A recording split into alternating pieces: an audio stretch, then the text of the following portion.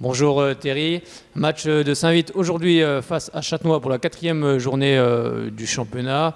Une première période où vous menez 2-0, mais à quelques minutes de la pause, vous prenez ce coup franc, vous revenez au vestiaire 2-1.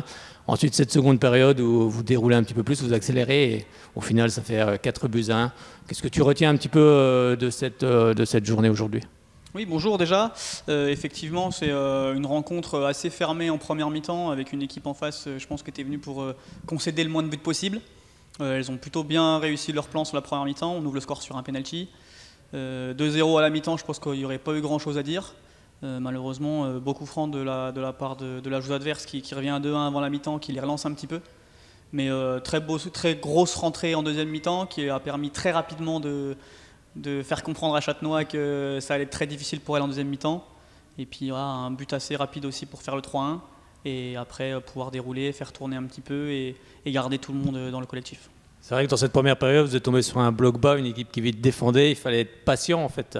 C'est pas toujours simple. C'est ça, c'est la difficulté face à ces équipes-là avec un bloc très compact, c'est de réussir à être très patient.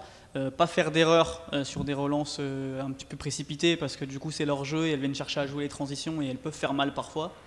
Donc voilà, être patiente, jouer sur la largeur et piquer quand on a la possibilité. Alors vous étiez la meilleure défense, vous l'êtes toujours aujourd'hui, mais vous avez encaissé ce but. Oui, c'est un peu le maître mot là, depuis le début de la saison, c'est réussir à être très costaud défensivement. C'est ce qu'on avait un peu raté l'année dernière sur le début de saison. En comptant les coupes et championnats, on était sur 4 clean sheets en 4 matchs. Bon, là on prend le premier but, après voilà, c'est un fait de jeu, c'est un coup franc de 30 mètres.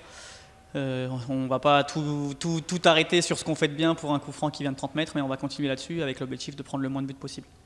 Alors c'est un groupe de Saint-Vith qui a beaucoup changé cette saison ou il n'y a pas eu beaucoup de départs? Pas eu beaucoup de changements. On a joué sur la continuité par rapport au groupe de l'année dernière. Où l'année dernière par contre on avait eu beaucoup de changements et du coup une petite phase d'adaptation au début de saison. Cette année c'est un groupe qui se connaît bien, qui fonctionne bien ensemble. Donc on va essayer de capitaliser là-dessus pour être performant. C'est important justement pour bien démarrer une saison, quand le groupe se connaît déjà, ça va plus vite? Oui, il y a toute une partie connaissance du groupe, réussir à se connaître, qui fait quoi, comment joue, tout ça. On a déjà les attitudes de chacun, les habitudes de chacune et donc forcément c'est plus facile. Alors on connaît les ambitions du club, j'imagine que c'est les mêmes encore cette saison. Oui bien sûr, l'objectif c'est de jouer le haut de tableau. On a un gros concurrent qui est en train de se détacher, donc avec qui se longeait. Après, toutes les équipes sont des matchs difficiles à jouer. On va prendre un par un et on verra déjà faire un petit point à la trêve où est-ce qu'on en est.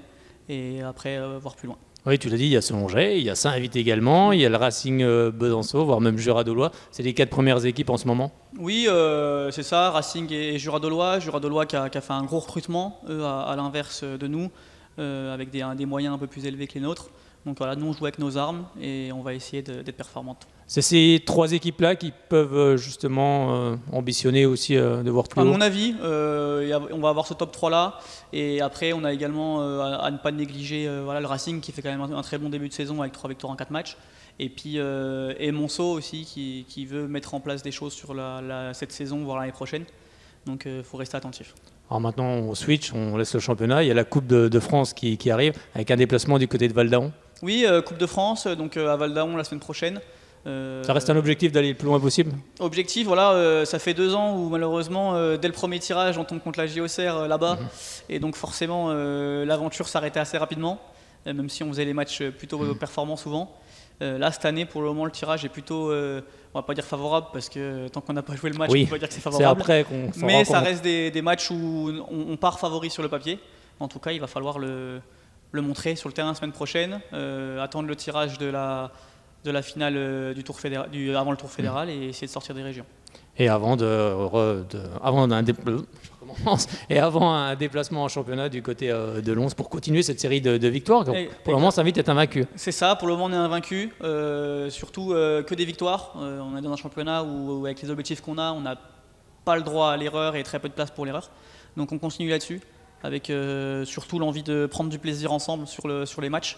C'est un peu la force de notre groupe, c'est prendre du plaisir. Et après, souvent les résultats, ils suivent avec. Comment tu le juges un petit peu ce championnat? Bon, on n'est qu'à la 4e journée, mais dans l'ensemble, assez homogène, très fort, relevé cette saison? Dans l'ensemble, je pense qu'on est un peu dans le même championnat que l'année dernière, plutôt homogène. Par contre, on a perdu les 2 Jura Sud et 3 cantons qui étaient assez faibles l'année dernière. On a récupéré à la place 2 réserves, donc Châtenois et Longwy, qui jouent avec leurs armes et je pense qu'ils vont embêter quelques équipes. Et donc ça va jouer sur le maintien sur ces équipes-là, un peu comme l'année dernière. Et après, ça se resserre un petit peu vers le haut sur le milieu de tableau, avec le Racing qui arrive, Dole qui arrive, Monceau également. Et un haut de tableau qui va se jouer à 2-3 équipes. On va avoir plusieurs championnats quand même, mais tous les matchs sont difficiles. Merci beaucoup Thierry, et puis on se retrouvera très prochainement. Avec plaisir, à bientôt.